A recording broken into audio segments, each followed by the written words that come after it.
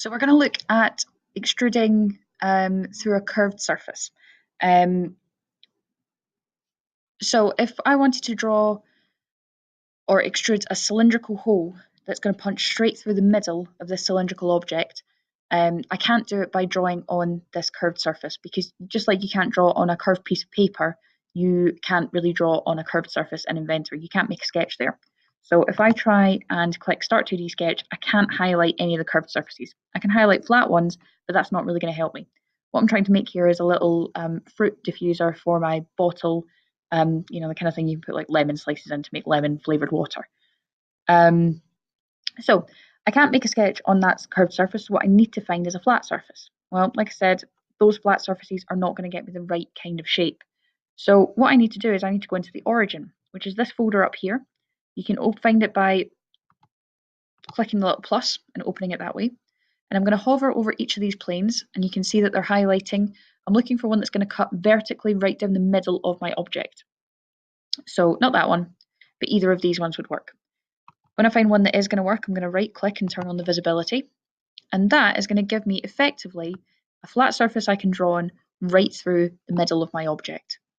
So I'm going to start my 2D sketch, and I'm going to click the plane. Not a surface this time, clicking the plane.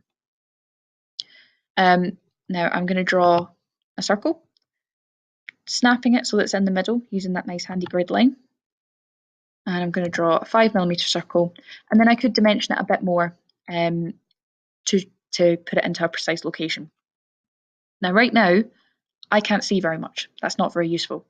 However, if I press F7 on the keyboard up at the top, that performs a function called slice graphics, and then I can see what I'm doing a little bit easier. So for example, I can grab the dimension tool, I can dimension the distance between the circle and the bottom of my diffuser, and I'm going to dimension that to be 35mm. When I'm happy, I can finish the sketch, and then I've got my circle drawn in the middle there, floating on that plane. So now I'm going to press extrude, and I want it to punch all the way through, so I can type in a value. I'm just going to drag this. I want to make sure that I'm cutting, not adding. And then that's it there on one side. Now I only want it on one side because I'm going to perform a pattern operation later. However, if I wanted it to go on both sides, I can use these different direction arrows to either change the direction completely, or I can use one of the ones that's got multiple direction arrows, for example this one, and I'll need to drag it out a little bit more, but you can see that it's now working in both directions. I'm just going to flip it back to that, just one direction. I'm going to click OK, and that gives me my singular hole. Okay.